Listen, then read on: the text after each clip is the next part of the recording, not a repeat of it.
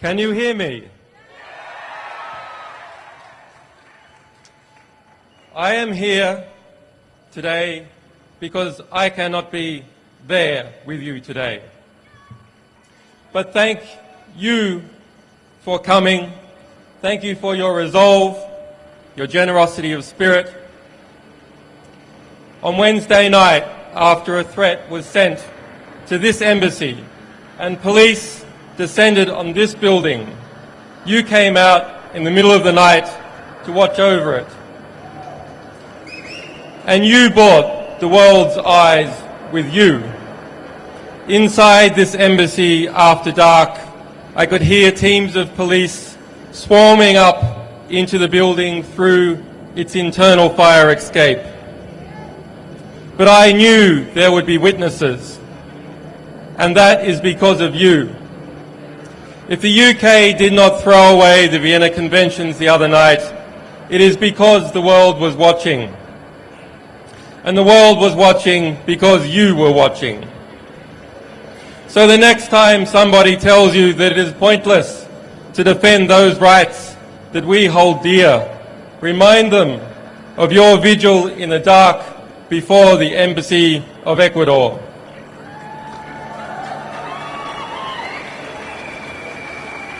Remind them how, in the morning, the sun came up on a different world and a courageous Latin American nation took a stand for justice.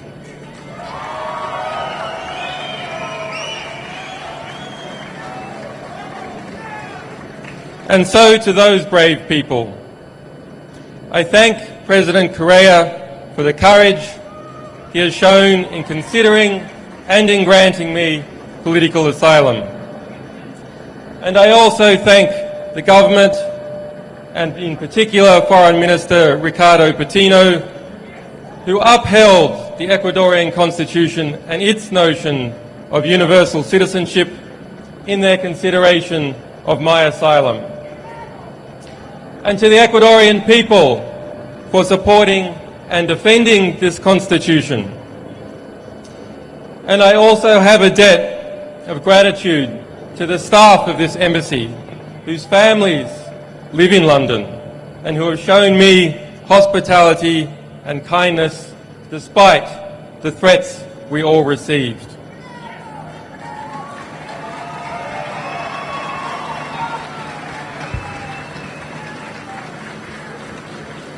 This Friday, there will be an emergency meeting of the foreign ministers of Latin America in Washington, D.C. to address this very situation. And so I am grateful to those people and governments of Argentina, Bolivia, Brazil, Chile, Colombia, El Salvador, Honduras, Mexico, Nicaragua, Argentina, Peru, Venezuela, and to all other Latin American countries who have come out to defend the right to asylum.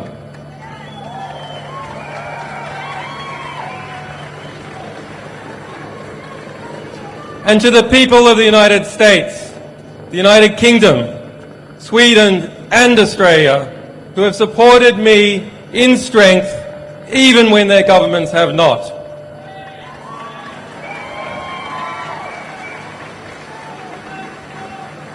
And to those wiser heads in government who are still fighting for justice, your day will come. To the staff, supporters, and sources of WikiLeaks, whose courage and commitment and loyalty has seen no equal.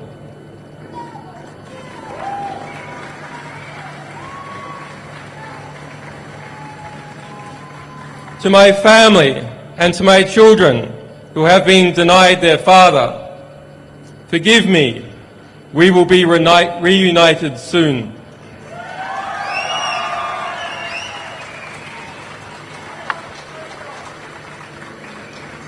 As WikiLeaks stands under threat, so does the freedom of expression and the health of all our societies.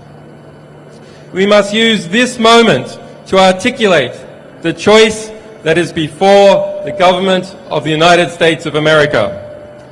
Will it return to and reaffirm the values, the revolutionary values it was founded on? Or will it lurch off the precipice, dragging us all into a dangerous and oppressive world in which journalists fall silent under the fear of prosecution and citizens must whisper in the dark? I say it must turn back. I ask President Obama to do the right thing. The United States must renounce its witch hunt against WikiLeaks. The United States must dissolve its FBI investigation. The United States must vow that it will not seek to prosecute our staff or our supporters. The United States must pledge before the world that it will not pursue journalists for shining a light on the secret crimes of the powerful.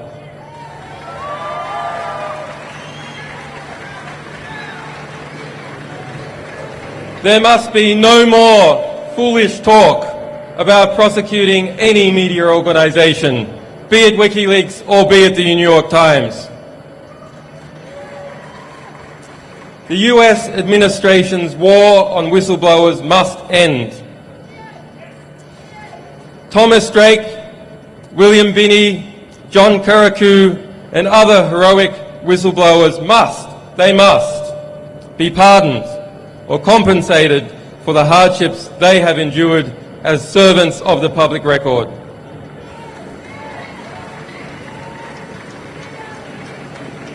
And to the Army private who remains in a military prison in Fort Leavenworth, Kansas, who was found by the United Nations to have endured months of torturous detention in Quantico, Virginia, and who has yet, after 2 years in prison, to see a trial, he must be released. Bradley Manning must be released.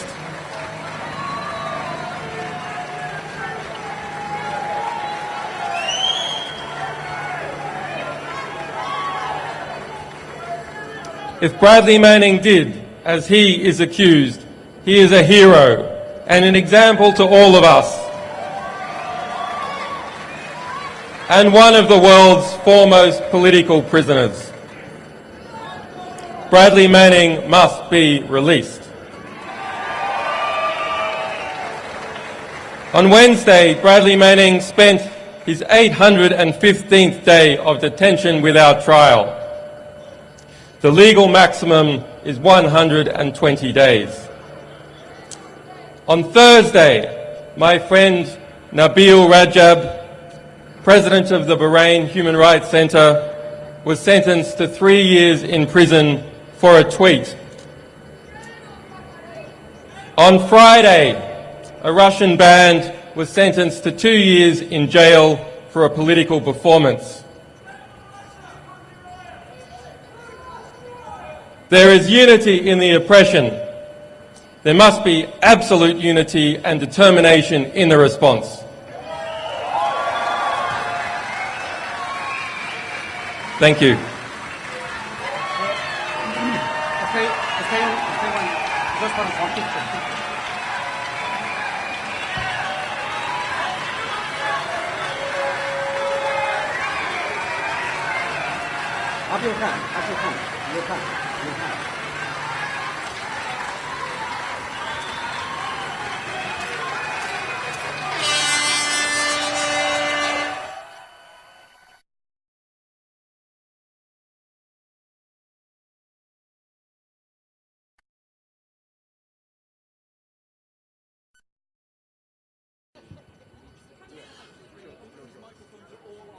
Are they?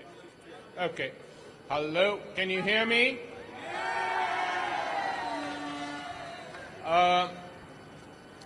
My name is Tariq Ali, and I'm here on behalf of the broad coalition of people here and in Europe and in other parts of the world, South America, from where I've just returned, who are backing Julian Assange and backing the decision of the Ecuadorian government to give him asylum.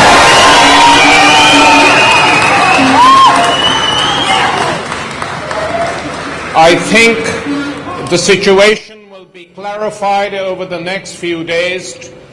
Tomorrow in Washington, D.C., an emergency conference of the Organization of American States has been called, with only 5 members voting against, including the United States and Canada. But the meeting will take place, and there is only one item on the agenda of this meeting, which is the threats made to the Ecuadorian embassy by the British Foreign Secretary. Subsequently, in South America, there will be a meeting of the Bolivarian republics, and we hope Argentina and Brazil, to make it very clear that Ecuador, while it has acted alone, has the support of a huge majority of the South American continent.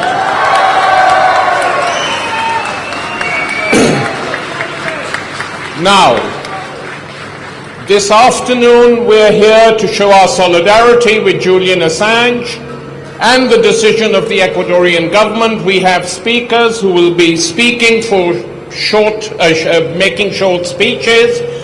Then we will be open to answer questions from the press, and after that Julian Assange will speak. By that time I hope the sky will be totally blue, but we shall wait.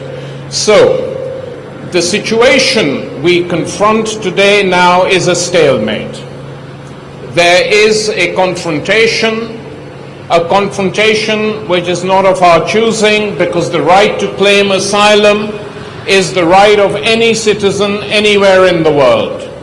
And we have to be very clear. It doesn't happen often in the Western world, because it is assumed that civil liberties are safe. But habeas corpus has been suspended in this country. There have been renditions. Citizens, non-citizens have been picked off the streets and sent to torture camps, either at Guantanamo or in various Arab countries which specialized in this. And so when people now decide that they will not trust the legal system in the European world because of its extra-legal actions over the last 10 years, and will certainly not trust the United States, where the treatment of Bradley Manning has been an absolute disgrace.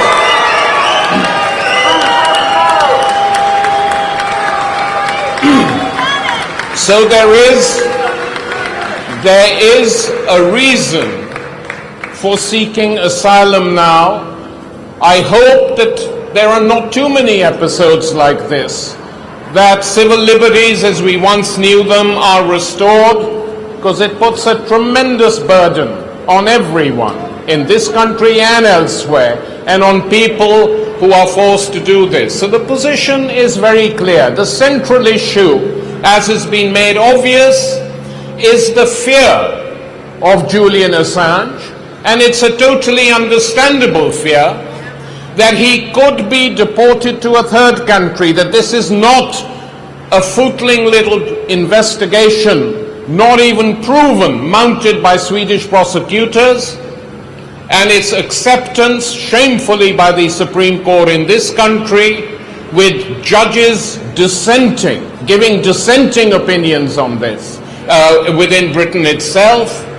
That it is not simply a question of that. That on its own is not the major issue. The major issue is the fear of extradition to the United States, and there is a very simple solution. If, as many newspapers and many government supporters are alleging, this is paranoia, the simplest way, if indeed it is paranoia, is for the United States Justice Department and State Department give a very clear statement saying that the United States has no desire, no intention to demand the extradition of Julian Assange. That is all we are asking for. Let them do it, and there could be a compromise solution very, very rapidly between the Ecuadorian government and the British Foreign Office. The Ecuadorians, I was in Ecuador 2 weeks ago, met the president. They have absolutely no desire to get entangled in a huge row with Britain. It's not their way, it's not their intention. They want a peaceful settlement, and all they ask is an assurance that Julian Assange will not be extradited to a third country, and that is what we hope to achieve with the campaigning we're doing now. Now, unfortunately, we have got many messages from people who can't be here for one reason or the other, and these messages will be read out by spokespeople who are here on their behalf. After that, these messages are over, you can meet all the people here, and after that is over, we will go and, or we will stay and listen to Julian. Now, the first message is from Vivienne Westwood, not normally known as a paranoid personality, and the message will be read by Cynthia King. Thank you. Thank you very much. Vivian really regrets not being here today. She wants to underline her unequivocal support for Julian, and she's asked me to read out this message, which I received from her this morning. Through WikiLeaks, Julian Assange continues to expose... Sorry? Thank you. Through WikiLeaks, Julian Assange continues to expose the lies and distortions of the authorities. His fight is our fight. It is a fight for freedom, freedom of information. We are Julian Assange. I am Julian Assange. With love from Vivian. Thank you. Thank you very much for that, Cynthia, and our solidarity with Vivian wherever she is. The next is Roman Gavros, filmmaker, friend of the campaign, will read John Pilger's speech. Pilger is doing sterling work in Australia, campaigning for Julian in his homeland, and couldn't be with us. Roman. Hello. Sorry, I'm French, so sorry for my clumsiness. I'll try to read the best I can. I have known, so it's from John Pilger. I have known Julian since he came to London and gave the world vital information about Afghanistan, Iraq, which government had suppressed and denied. What is always left out of the public portrayal of Julian is the moral dimension of WikiLeaks. The very emotion of morality, of principle, embarrasses those who consort with great power, but ordinary people recognize it straight away and are not embarrassed. They're inspired. WikiLeaks is about the public's right to know and the right to practice the kind of real journalism that made Julian powerful enemies. Enemies he should wear as a badge of courage. Indeed, the whole point about Julian is courage. This is why this is a day of triumph. Triumph for human courage, for principle, for truth. Julian has not broke free, not yet. But with the help of Admiral Rafael Correa and his comrades in the embassy, he has seized back the initiative from those who think they have the divine right to rule the world, lie, and commit war crimes in our name. We should celebrate our resistance and salute Julian. John Pilger.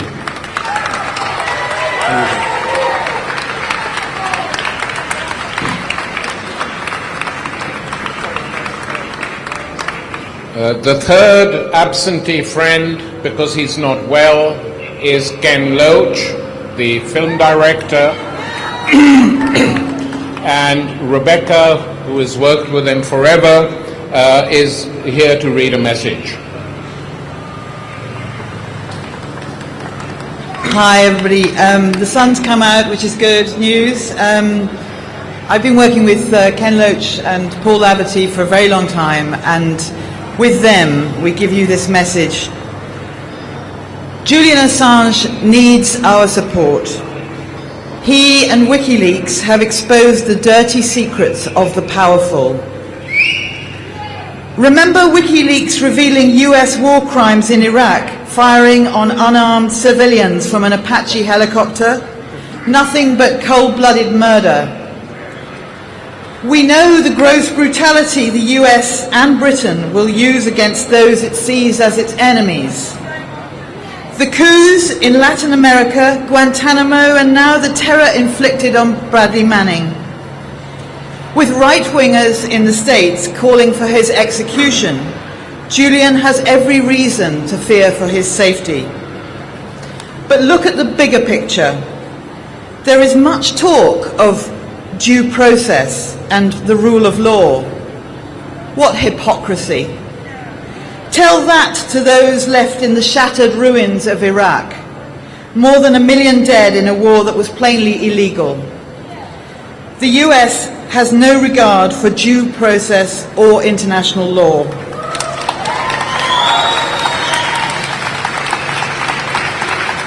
Julian needs the protection of all who care for freedom of information and real journalism. Solidarity with Julian Assange.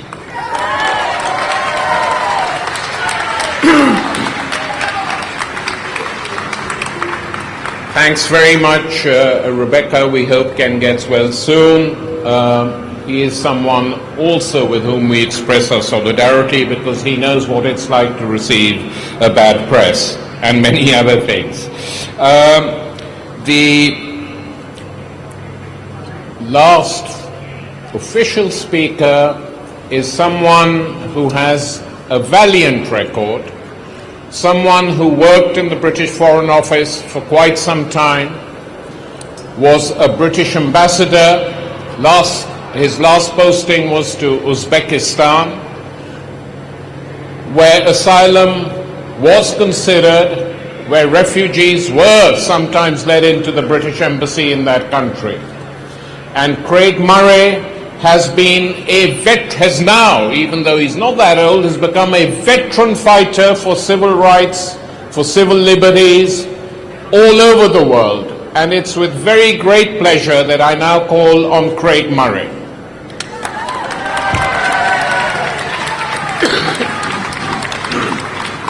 Thank you. We should not forget what this is about. This is about the persecution of an individual who has made life much more simple and more productive for whistleblowers in the information age, and in an age when, as Western governments become increasingly authoritarian and civil liberties are diminished, we need whistleblowers more than ever to protect the rights of all of us.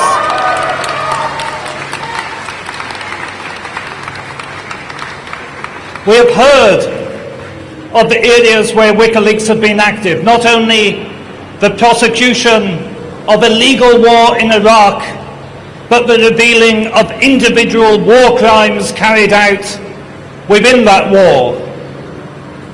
The targeting of people for assassination throughout the world, and the collusion of governments of different stripes in that targeting, the torture and rendition of individuals. Now consider this. I blew the whistle on torture and extraordinary rendition and the collusion of the CIA and MI6. I was, in consequence, immediately charged with extortion for sexual purposes in exchange for British visas. It took me 1.5 years to clear my name of those charges, because they routinely charge and try to frame and fit up whistleblowers, and that is what is happening to Julian Assange just as it happened to me.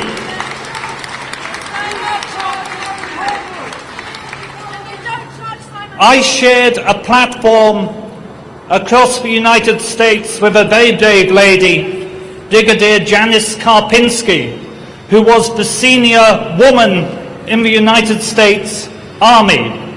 She blew the whistle on the fact that she had seen documents signed personally by Donald Rumsfeld authorizing the torture at Abu Ghraib. The very next day, she was charged with shoplifting. I could name 5 or 6 examples straight away of individual whistleblowers who are always immediately charged with offences which don't relate to whistleblowing at all, because in the United States and the United Kingdom and apparently Sweden today, just as it used to always happen in authoritarian and totalitarian countries, dissidents are not charged with political offences, they are fitted up with criminal offences. That is the state our society has come to. How likely is it that when I was engaged in a bitter struggle, an internal struggle with my own government who were trying to sack me over the use of torture, and I was trying to prevent the use of torture, did I then think, oh, that's a good idea, I'll go and rape someone tomorrow while I'm in the middle of this? Was Julian Assange, while conducting the campaign of WikiLeaks, so distracted he decided to get into incidental and coincidental criminal activity? Did Donald Rumsfeld get outed as the man who authorized torture by Janice Karpinski just for her to think the very next day she would pop out and do a bit of shoplifting? No! Only our disgustingly complacent and spoon-fed mainstream media would accept such a narrative for one single moment. It is obviously nonsense to anybody with half a day. Now then, let me come to William Hague.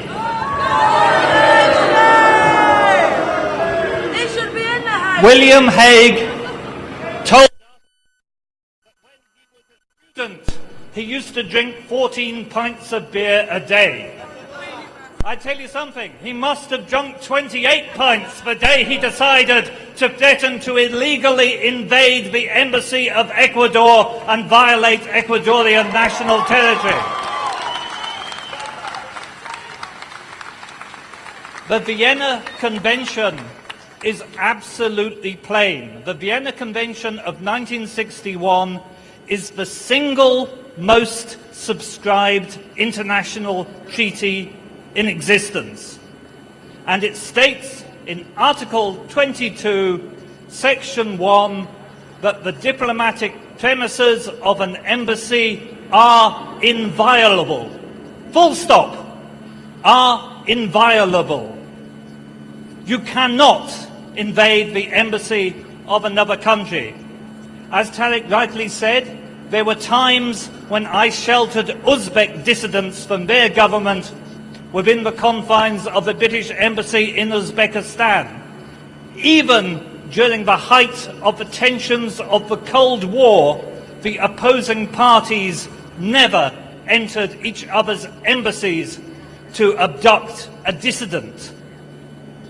The fact that William Hague now openly threatens the Ecuadorians with the invasion of their sovereign premises is one further example of the total abandonment of the very concept of international law by the neoconservative juntas that are currently ruling the former Western democracies.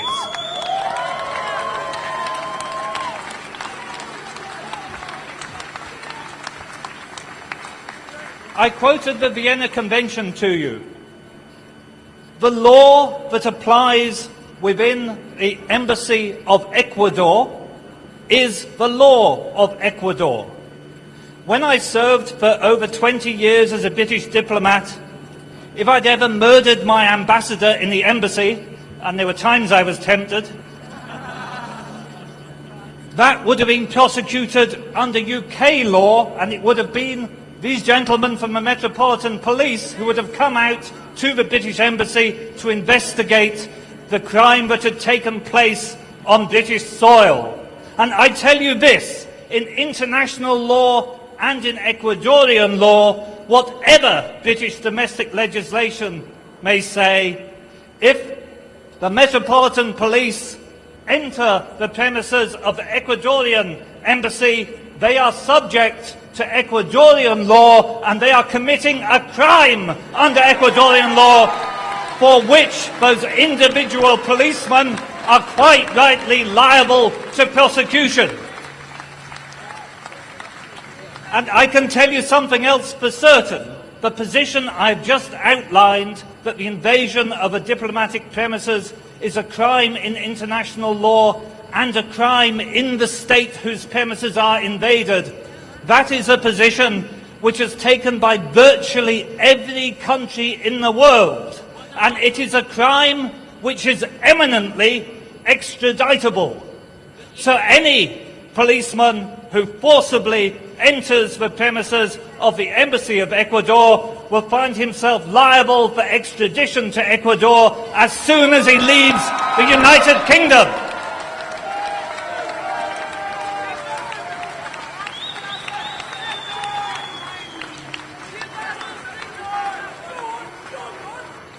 Ladies and gentlemen, I thank you all for coming here to listen.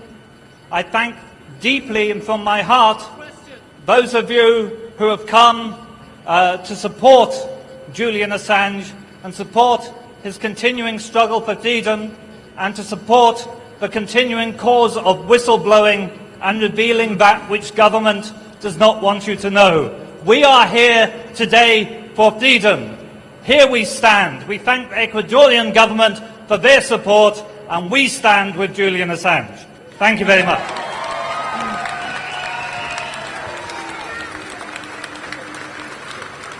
Friends, we are almost ended this first part of this afternoon's events, but before we open it to questions from the press and before Julian speaks, I think one aspect of all this has not yet been dealt with, and it needs to be understood, especially in the Western world. Why is it that an Australian citizen facing prosecution by a European country decides to appeal for asylum to a South American republic? And the reason for that is that for the last 10 to 15 years now, huge changes have been taking place in South America. And these changes are very interesting. For a whole while, as many of you will know, South America was governed by military dictatorships of one sort or the other, backed by the United States and its European partners, and allowed to do whatever they wanted.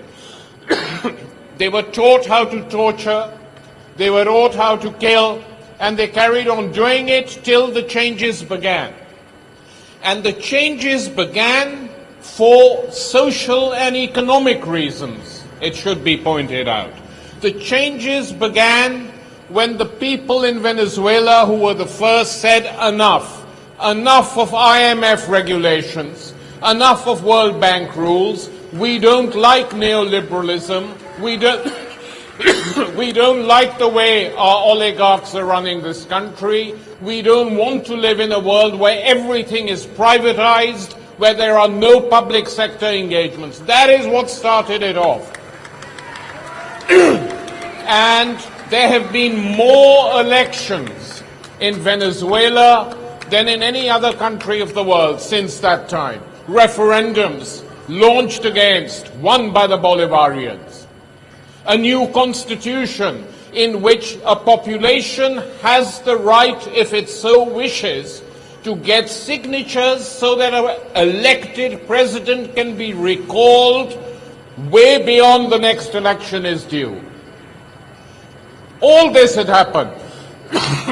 And that Venezuelan model in different ways spread all over the world. It spread to Bolivia. It spread to Ecuador. It spread for a while to Paraguay, to Honduras. It had a huge impact in Brazil. And we don't have the world of the West now in many, many South American countries. What do? They have oil wealth. They have other wealth. They don't allow it to go to the fat cats. They don't allow it to go to bankers. They spend it on free education. They spend it on hospitals. They have created new universities free of charge for poor kids. They refuse to follow the Western model where everything is privatized, including the armies and including the police force now we hear. Everything is being privatized, for somehow these people feel it's better. The train system is privatized here. In South America, they're trying to construct a new one. And so these radical social democratic governments in South America are today, in my opinion, offer more social and human rights to their citizens than the countries of Europe, leave alone the United States. And that is why Julian Assange applies for asylum to Ecuador, because this is a country which is determined to be independent. It has asked the American military base in Mantua to leave the country. And when the United States objected, Rafael Correa, the president of Ecuador, said, okay, if you want a base here, let's have equality. Why can't we have a military base in Florida? To even ask the question is considered crazy. And there was no agreement. Out went the base.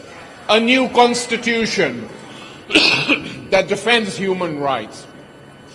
A serious attempt to defend the ecology of the country. Social spending has doubled.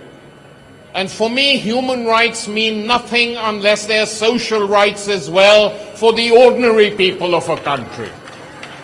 The two go hand in hand. And it is these changes in South America which have now come to the fore in a big way by this one event.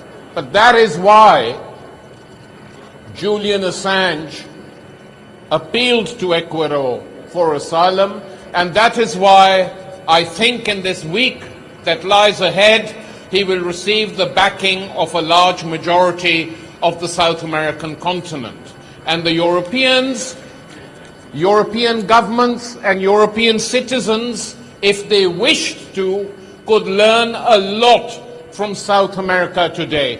Just change your gaze.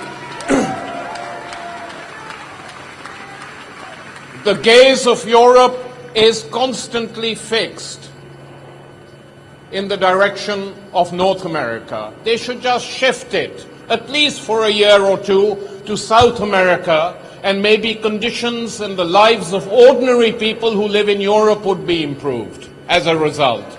Instead, despite this huge social and economic crisis, they go on as if nothing's happened. Well, for them, nothing's happened. For ordinary people who live in this country, whatever their class, their creed, their color, they suffer.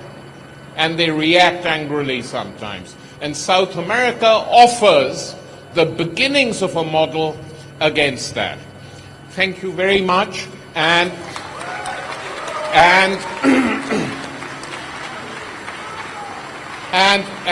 now we are happy to answer questions from the media, if they want.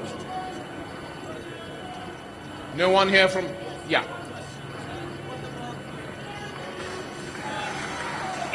We'll repeat your question. Ask it.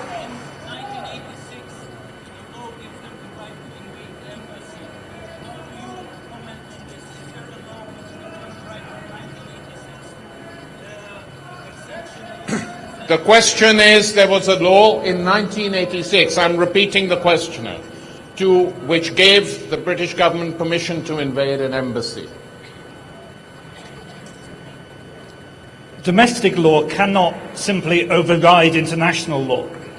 The Chinese government could pass a law saying they had the right to invade the British embassy, but that would be in conflict with the Vienna Convention, to which China is a party. Domestic law must conform with international law to which the state is a party. When I said that any policeman who entered the Ecuadorian embassy would be subject to the law of Ecuador on diplomatic premises, that undoubtedly is the position within international law, whatever British domestic legislation may say. You cannot simply legislate domestically and opt out of international law unless Britain could do that if it withdrew from the Vienna Convention, which would then mean that no British embassy and no British diplomat would have any protection anywhere worldwide. And one thing I can tell you for certain is that the British diplomatic service is extremely unhappy at this threat by William Hague. I've spoken personally to British ambassadors who are very, very unhappy, because not only does it make every British embassy around the world liable to invasion, it also makes us look very, very stupid, because no country, not one country, has come out in support of William Hague's interpretation of international law. A lot of South American countries have already come out condemning it, and tomorrow they will do so as a body. Russia has come out condemning it. Britain has not even been able to find a single EU or NATO country to come out in support of its right to invade the Ecuadorian embassy, because that right is not accepted by any country in the world. Thanks. Yeah, any other questions? No? Yeah. Is there a way that the British government can revoke Ecuador's diplomatic status so that it can stop it being an embassy? Well, the question is there any way in which the British government could revoke Ecuador's diplomatic status? Yes, governments can do that by declaring, they don't have to give a reason, though they usually do. Not just the British government, any government can do that by declaring particular diplomats or entire diplomatic mission persona non gratis, which means all the diplomats would have to leave the country and relations with that country would be broken off. But I don't think anyone is suggesting that that is what is going to happen, because it would be a huge escalation. And as I pointed out, they might then have to break off diplomatic relations not just with Ecuador but with several other South American countries, which not even the craziest person in the British Foreign Office is going to recommend.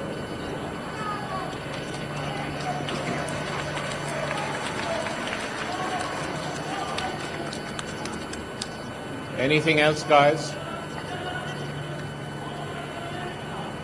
Yeah, okay. Well, thanks very much. We will now remove ourselves and wait for Julian, who will be speaking in about 10 to 15 minutes. Thanks. Can you hear me? I am here today because I cannot be there with you today. But thank you for coming. Thank you for your resolve, your generosity of spirit. On Wednesday night, after a threat was sent to this embassy and police descended on this building, you came out in the middle of the night to watch over it. And you brought the world's eyes with you. Inside this embassy after dark, I could hear teams of police swarming up into the building through its internal fire escape. But I knew there would be witnesses, and that is because of you. If the UK did not throw away the Vienna Conventions the other night, it is because the world was watching. And the world was watching because you were watching. So the next time somebody tells you that it is pointless to defend those rights that we hold dear, remind them of your vigil in the dark before the Embassy of Ecuador.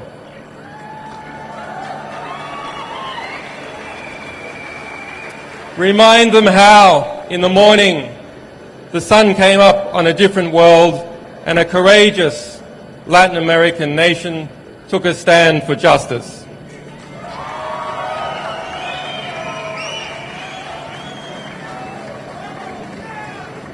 And so to those brave people, I thank President Correa for the courage he has shown in considering and in granting me political asylum. And I also thank to those people and governments of Argentina, Bolivia, Brazil, Chile, Colombia, El Salvador, Honduras, Mexico, Nicaragua, Argentina, Peru, Venezuela, and to all other Latin American countries who have come out to defend the right to asylum.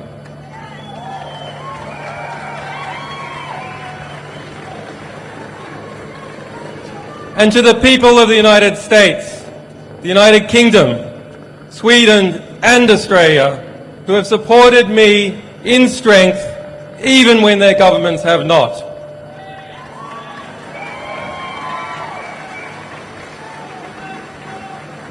And to those wiser heads in government who are still fighting for justice, your day will come.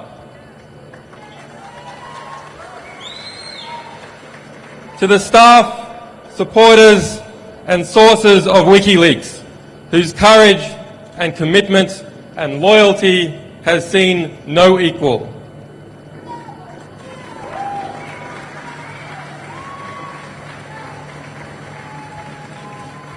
To my family and to my children who have been denied their father, forgive me, we will be reunited soon.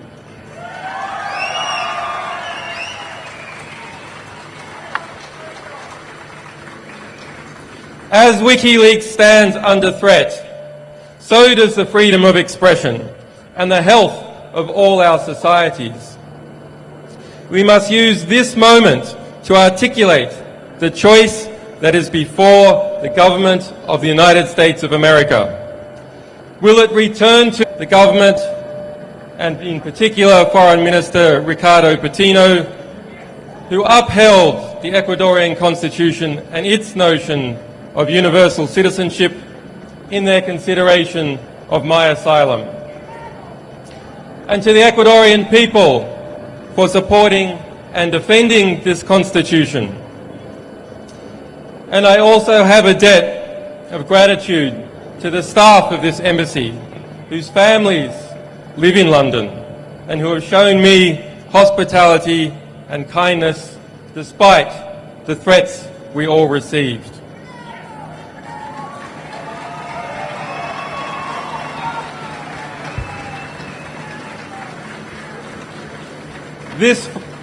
This Friday, there will be an emergency meeting of the foreign ministers of Latin America in Washington, D.C. to address this very situation. And so I am grateful